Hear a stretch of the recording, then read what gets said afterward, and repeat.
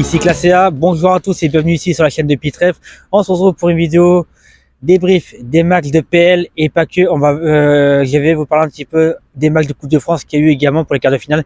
Et pour dernièrement, je vais vous parler d'une catastrophe qui s'est passée en Liga. Alors oui, c'est un match qui est déjà passé depuis plusieurs jours, mais bon, ça n'a pas trop parlé. Et de deux, j'aimerais en parler. C'est parti pour la vidéo. Donc, c'est parti pour la vidéo et maintenant je vais directement vous parler du seul résultat que moi je voulais de vous parler en Liga. Donc oui, je commence pas par la première ligue pour une fois, je vais commencer par le seul résultat qui est en Liga. Donc oui, en Liga, il y a eu un certain Athletic Bilbao. Faut juste que moi je retrouve. Non, c'était contre le Real Valladolid, c'est ça. Donc oui, victoire de l'Athletic Bilbao 7-1. Je sais pas ce qui se passe cette saison avec les gros scores, avec les 7, mais ça devient un petit peu quand même beaucoup cette saison.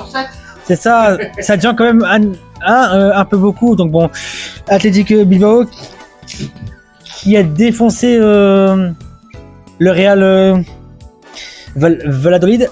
Donc le Real Valladolid qui sont combien? Ils sont dernier du championnat avec 15 points. Mais bon voilà quoi. L'Athletic Bilbao qui sont quatrième, du coup quatrième qui est déjà Ligue des Champions. Et ensuite maintenant je vais parler de la Coupe de France. Déjà je vais parler des résultats rapides. Déjà le Stade de Reims qui élimine Angers au tir au but 5-3 sur la séance tir au but par contre avant sur le score final de 1 partout. Cannes qui élimine Guingamp 3-1 qui rejoint les demi-finales. C'est une dinguerie historique. Stade Brestois Dunkerque et victoire de Dunkerque 3-2, donc une qualification de Dunkerque aussi, c'est historique aussi. Brest est dans la merde. Brest qui est en train de chuter. On l'avait dit. On l'avait dit la dernière fois. Par rapport à la Ligue des Champions et par rapport à. Surtout que j'ai l'impression que tous les clubs qui sont pas habitués à la Ligue des Champions chutent. Regardez Newcastle, qu'ils étaient Ligue des Champions. Aujourd'hui, ils sont regardez où ils sont.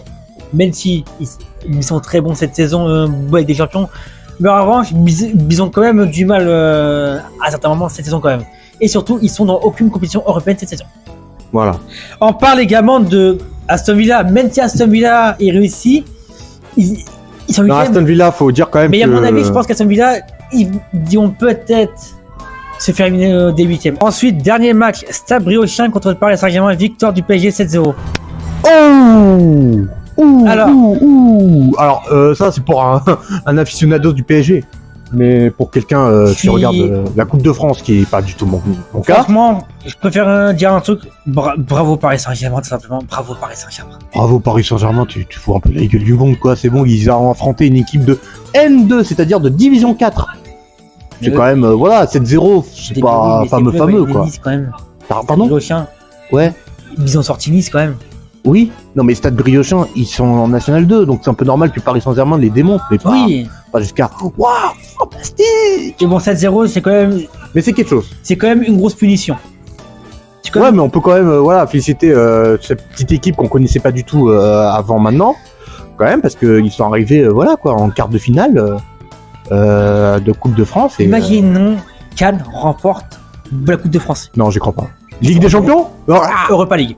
Donc maintenant on enchaîne par la première ligue, cette fois-ci le plus intéressant de médecine de la Coupe de France, c'est pas mal intéressant.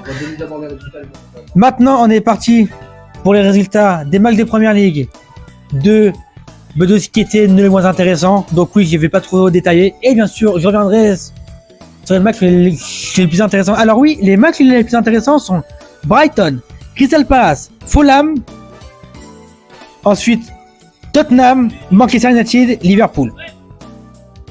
Donc, on commence par Chelsea contre Southampton, victoire des Blues 4-0.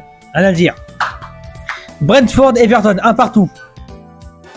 C'est comme ça, mais voilà. Brentford, dommage pour vous, mais vous aurez pu faire tellement mieux. Nottingham Forest, Arsenal, rien à dire. Et les deux, c'est un match oubliable. West Ham Leicester City, victoire de West Ham 2-0. C'est une surprise, non? Leicester, c'est pas Southampton, mais ouais, c'est pas une surprise.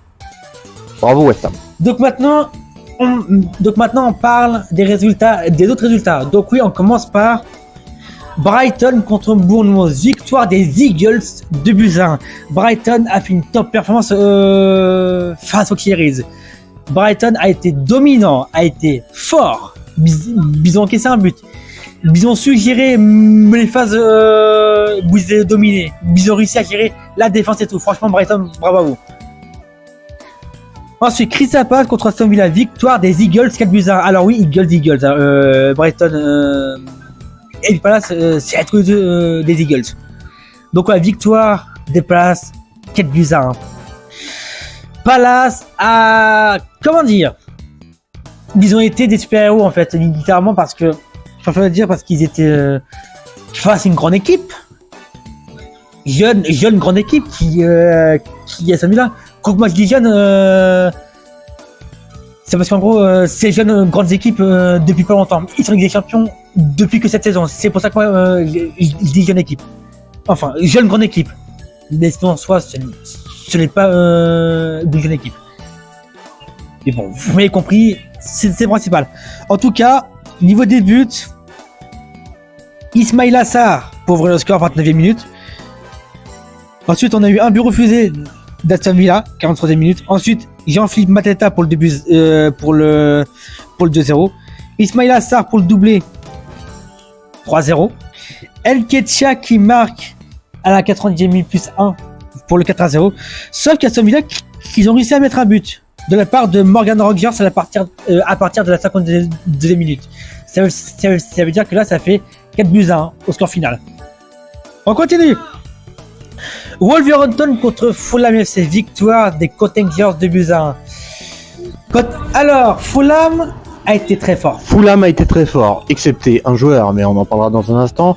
Fulham a été très fort avec les deux joueurs qui ont marqué, dont un qui était sa première fois, c'est Seignon. C'est Seignon. Voilà, et le deuxième, je crois, c'était pas Moudi. Joe Gomez pour le deuxième but. Pardon, qui est Joe Gomez pour le deuxième but. Joe Gomez pour le deuxième but. Alors, ce qu'il faut savoir, c'est que Ryan Sessegnon, c'est sa première saison à Fulham. On rappelle que Ryan Sessegnon était à Tottenham.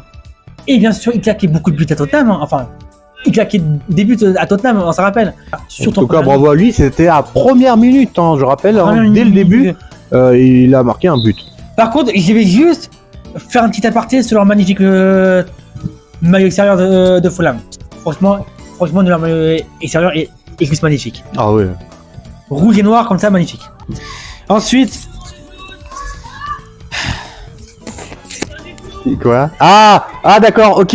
Non alors attendez, je vais pas il va rien dire, c'est moi qui vais le dire. Allez. Passe-moi ton mantel. Allez. C'est moi qui vais le dire. Laisse-moi. Non. Alors. Ben oui, j'étais là. C'est tout simplement Tottenham, Manchester City. Et qui a gagné ce match? 1-0. 1-0 Citizen. Et ça fait avoir 2-0. Ouais, mais le but a été refusé. Heureusement d'ailleurs, mais bon. Pour une main. Pour une main de Haaland. Moi, j'y crois pas à cette main. Moi, je pense qu'Haaland, il l'a pas touché. C'est ton défenseur qui a touché son joueur. Mais pour éviter que tu te fasses une crise, le but a été refusé. Non, je rigole. Mais ouais, c'est donc quoi qu'il en soit, Manchester City a remporté face à Tottenham. Et je vais dire également des choses. Alors oui, je vais dire sans m'énerver. City est faible cette saison. Bon, on est d'accord. Mais City a quand même gagné. Pourquoi? Parce que les occasions manquées. On a eu quoi? On a eu plusieurs situations. Les occasions, ils ont été pas mal manquées. Beaucoup trop d'occasions manquées. Et de deux, la défense était solide pourtant. Mais la défense a été solide, le milieu. Par contre, offensivement, c'était pas ça. Je comprends pas comment on peut louper autant d'occasions alors que pourtant on avait des balles de but. Matistel, Kevin Danso qui c'est un peu compliqué, mais bon, j'en avais pas, mais il est arrivé au club depuis pas longtemps. Par contre, en tout un match, Matistel qui qui loupe la tête à la fin du match, littéralement, quand même. Matistel. Bref, je comprends pas. Je comprends pas ce qui s'est passé, alors que pourtant Tottenham a été dominant offensivement. Par contre, avant que Tottenham a pas su marquer des buts. Clairement, c'est ça. Parce que sinon, offensivement, c'était ça. Vicario était bon. Vicario était bon malgré le but surprise qu'il a subi. Mais bon, c'est comme ça. Et puis, Tottenham perd ce match qu'ils auraient pu largement gagner. Clairement, largement gagner. Non, mais là, Vicario, il pouvait rien faire de plus face à tes défenseurs qui ne foutaient pas tellement. Tissu, pourtant, un bleu défense. Par contre, avant que sur le but, la défense, ils ont littéralement un peu caché la vue de Vicario, carrément. Après, c'est pas le pire match. C'est pas le pire match, non. Parce que là, on va parler un petit peu. Bon, c'est pas tellement un pire match, mais comment dire, c'est quand même une nulle, même s'ils ont remporté. Ouais, c'est ça. Donc, on va en parler tout de suite. Manchester United contre Ipswich Town, victoire des Red Devils 3-2. Lors de ce match, qu'est-ce qui se passe entre le défenseur et le gardien? C'est la communication est nullissime. Le gardien arrive pour prendre le ballon pour Anna, et là d'un coup, quel gag! Je connais même pas le défenseur en question, j'ai oublié, parce qu'il est inintéressant.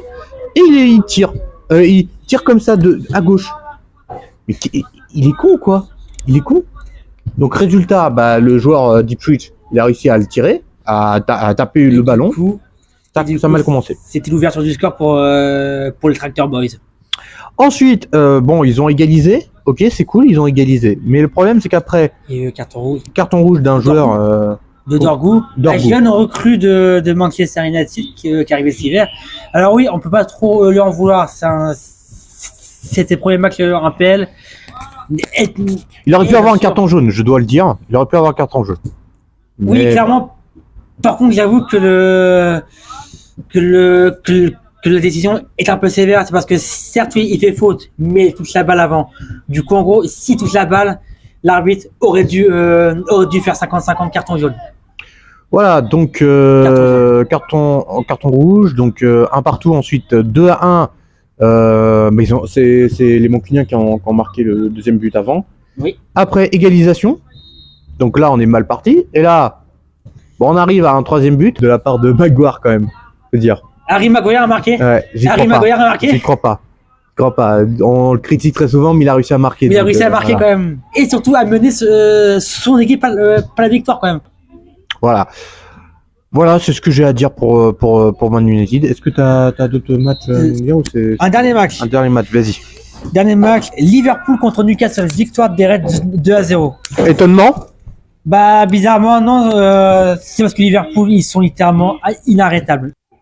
Et maintenant, on est parti pour la conclusion. Merci à vous d'avoir suivi cette vidéo. Merci à tous. Donc, n'hésitez pas à vous abonner, le pouce bleu, le commentaire, et surtout suivre nos réseaux sociaux qui s'affichent sur la droite. C'est très important pour nous.